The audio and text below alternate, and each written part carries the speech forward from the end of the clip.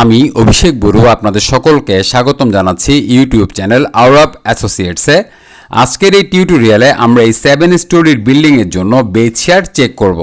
তো শুরুতে একটু বলে আসি, 7 স্টোরির বিল্ডিং ডিজাইনের এপিসোড 4-এ যেখানে কিনা আমি আর্থকোয়াকের হ্যান্ড ক্যালকুলেশন দেখিয়েছিলাম, সেখানে আমি বলেছি বেজ শেয়ার চেক অর্থাৎ base shear divided by total weight of building, এইটার যে রেশিও সেটা 4.9% হয় কিনা সেটা আমরা ইট্যাপসে চেক করে দেখব। অর্থাৎ আমি সেখানে লিখে রেখেছিলাম we will check this value in ETABS after analysis, অর্থাৎ আমরা যে হ্যান্ড ক্যালকুলেশন করেছি সেটার সাথে ইট্যাপসের রেজাল্ট মিলছে কিনা সেটা আমরা মূলত চেক করে দেখব। তো ব্যাপারটা খুব সিম্পল। যারা প্রথম 8টা পর্ব দেখেছেন তারা জাস্ট কী করবেন, এখানে এসে অ্যানালাইজে গিয়ে একবার মডেলটা চেক করে নেবেন। যে কাজটা আমি সবসময় করি, মডেলটা আমি একবার চেক করে নিই কোনো রকমের কোনো এরর আছে কিনা। 1 থেকে 8 নম্বর পর্ব পর্যন্ত আমি স্টেপ বাই স্টেপ প্রত্যেকটা জিনিস দেখিয়েছি। 8 নম্বর পর্ব আমি দেখিয়েছি একটা স্ট্রাকচারে যত রকমের ফেইলিয়ার আসতে পারে সেগুলো আমরা কিভাবে পাস করাতে পারি। ওকে, এখন যখন আমার সব মেম্বার পাস করে গেল, এখন আমার কি করতে হবে, আরও কিছু এডিশনাল চেক নিতে হবে। তার মধ্যে প্রথম চেকটা হচ্ছে বেজ শেয়ার চেক। আচ্ছা, যাই হোক, আমাদের স্ট্রাকচারটা কি হয়ে গেল, চেক হয়ে গেল এবং এখানে কোনো রকমের কোনো ওয়ার্নিং মেসেজ নাই। আচ্ছা, তাহলে আমরা এবার কি করব, রান অ্যানালাইসিস করব। আমরা রান অ্যানালাইসিস করব। তো আপনি যদি আগের পর্বগুলো না দেখেন তাহলে আজকে আপনি বুঝতে পারবেন না যে বেসিক্যালি আমি এখানে কি করতে যাচ্ছি।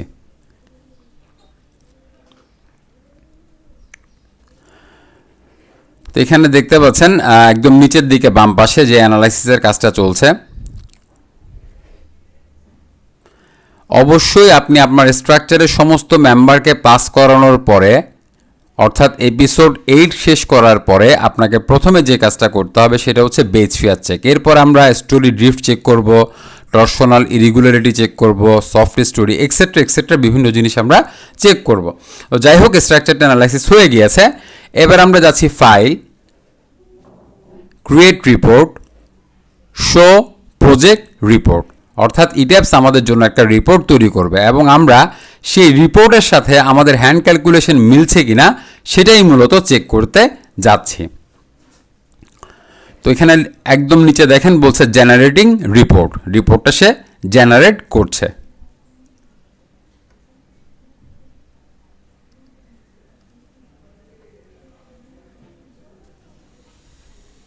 আচ্ছা, তো এখানে আমরা রিপোর্ট পেয়ে গিয়েছি। একটু নিচের দিকে যাই, বেশ লম্বা একটা রিপোর্ট।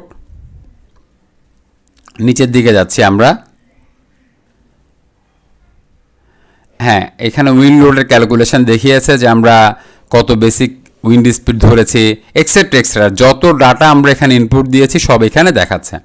আচ্ছা, এরপরে দেখেন এখানে স্টোরিতে কি পরিমাণ, প্রতিটি স্টোরিতে কি পরিমাণ ল্যাটারাল ফোর্স কাজ করছে সেটা দেখাচ্ছে। যাই হোক, আমাদের মূল বিবেচ্য বিষয়তে চলে যাই, আরেকটু নিচের দিকে যাই।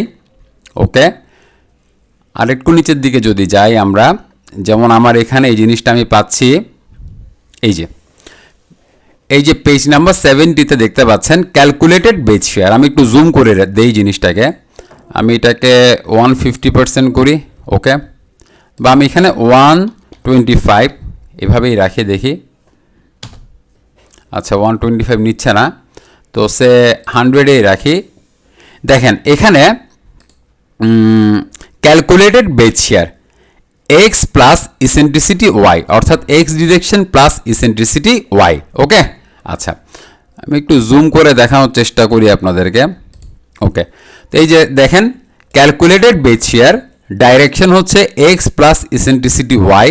এটার জন্য আমাদের একটা টাইম পিরিয়ড বেরিয়েছে, সিএস এর ভ্যালু বেরিয়েছে। আমাদের মূল বিবেচ্য বিষয় হচ্ছে ভি এবং ডাব্লিউ নিয়ে, ঠিক আছে। তো ভি হচ্ছে এখানে বেজ শেয়ার এবং ডাব্লিউ হচ্ছে বিল্ডিংয়ের টোটাল ওয়েট। ওকে, টোটাল ওয়েট বলতে এখানে আমি কি বুঝাচ্ছি, বিল্ডিংয়ের সেলফ ওয়েট, তারপরে মনে করেন পার্টিশন ওয়ালের ওয়েট, তারপরে হচ্ছে ওয়াল লোড, তারপর হচ্ছে লাইভ লোড, যত প্রকারের লোড আমরা বিল্ডিংয়ে অ্যাপ্লাই করেছি সেটাই। ওকে, আচ্ছা, এখন আমরা এই ভি ডিভাইডেড বাই ডাব্লিউ এর একটা কি করব, রেশিও করব। হ্যাঁ, রেশিও কেন করব, এই যে দেখেন আমরা এখানে দেখিয়েছি V divided by W equal to কত পেয়েছি আমরা, 4.9% পেয়েছি। তো এটা ইটিএফসের সাথে মিলছে কিনা সেটা আমাদেরকে অবশ্যই চেক করতে হবে। তো আমি এখানে ক্যালকুলেটরে যাচ্ছি।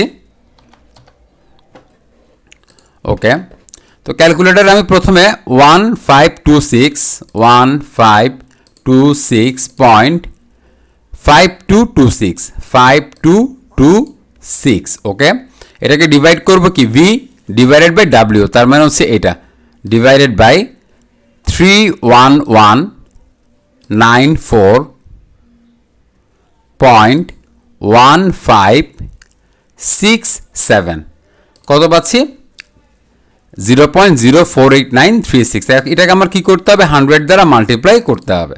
ওকে, তো মাল্টিপ্লাই করলে কত পাচ্ছি, 4.89, অর্থাৎ কি 4.89 যে কথা 4.9 একই কথা, অর্থাৎ আমরা 4.9% পাচ্ছি, যা কিনা আমাদের এখানে হ্যান্ড ক্যালকুলেশনের সাথে পুরোপুরিভাবে মিলে যাচ্ছে, 4.9% আমরা পেয়ে যাচ্ছি। আচ্ছা, এরপরে যদি আরেকটু নিচের দিকে যাই, মনে করেন এবার আমি একটু জুমটা কমিয়ে দিই, 100%-এ নিয়ে আসি। এটা তো গেল এক্স প্লাস ইসেন্ট্রিসিটি ওয়াই এর জন্য। এরপরে এক্স মাইনাস ইসেন্ট্রিসিটি ওয়াই এর জন্য দেখেন ভ্যালুটা কিন্তু হুবহু সেম, তাহলে আমার আর ক্যালকুলেট করে আপনাকে দেখানোর কোনো দরকার নাই। 1526.5226 এটাও সেম, তার মানে আমি রেশিও করলে কি পাচ্ছি, 4.9%ই পাচ্ছি। দেখেন ক্যালকুলেটেড বেস শেয়ার কিন্তু বলেই দিচ্ছে। আচ্ছা, আরও নিচে গেলে আমি আবার 100%-এ নিয়ে আসতেছি। আরও নিচে গেলে দেখেন eccentricity y plus eccentricity x. Okay, তো এটার জন্য আমরা টাইম পিরিয়ড পাচ্ছি, সিএস এর ভ্যালু পাচ্ছি, ভি এবং ডাব্লিউ এর ভ্যালু পাচ্ছি, এটাও কিন্তু সেম। যদি ভিন্ন হয়ে যায় তাহলে কিন্তু কি প্রবলেম হয়ে যাবে, ঠিক আছে, এটা আপনাকে সেম আসতেই হবে, তা না হলে আপনার 4.9% পান বা আপনি আপনার স্ট্রাকচারের জন্য যেই ভ্যালুটা পাবেন সেটা কিন্তু কি হয়ে যাবে, চেঞ্জ হয়ে যাবে। এই জন্য এটা আমাদের একই আসাটা বাধ্যতামূলক। তো আমি দেখেন ওয়াই প্লাস ইসেন্ট্রিসিটি এক্স, এটার জন্য যদি আমি ক্যালকুলেট করি, যদিও দেখানোর দরকার নাই, তারপরে জাস্ট আমি ওভার কনফার্ম করছি, এছাড়া কিছু না।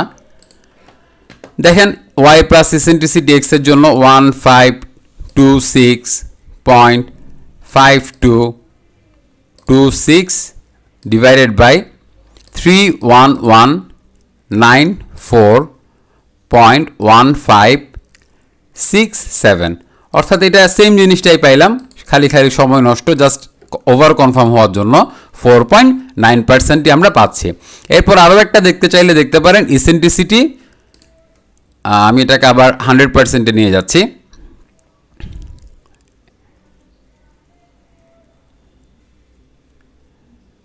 এই eccentricity Y minus eccentricity X, এর আগেরটা ছিল কি ওয়াই প্লাস, এর আগেরটা ছিল ওয়াই প্লাস ইসেন্ট্রিসিটি এক্স, আর এটা হচ্ছে ফাইনাল বা লাস্টেরটা হচ্ছে ওয়াই মাইনাস ইসেন্ট্রিসিটি এক্স। এটার জন্য দেখেন ভ্যালুটা হুবহু সেম। হ্যাঁ, তার মানে আমরা রেশিও করলে 4.9%ই পাবো। তো যাই হোক, এটাই ছিল বেস শেয়ার চেক করা, কারণ এই জিনিসটা যদি না মিলে তাহলে কিন্তু প্রবলেম, অর্থাৎ আমার স্ট্রাকচারের লোড ডিস্ট্রিবিউশনটা প্রপারলি হয় নাই, এটাই আমরা ধরে নেই আর কি, ঠিক আছে। তো সেজন্য আমরা দেখব যে আমাদের বেস শেয়ারের সাথে স্ট্রাকচারের যে টোটাল ওয়েটের যে রেশিও সেটা আমাদের হ্যান্ড ক্যালকুলেশনের সাথে মিলছে কিনা। তো যাই হোক, এই ছিল আজকের টিউটোরিয়াল। যদি টিউটোরিয়ালটা আপনার ভালো লেগে থাকে তাহলে অবশ্যই বন্ধুদের সাথে শেয়ার করবেন, আমাদের চ্যানেলটা সাবস্ক্রাইব করবেন, এবং সর্বশেষ যে অনুরোধ সেটা হচ্ছে ভিডিও ডাউনলোড করবেন না। ধন্যবাদ।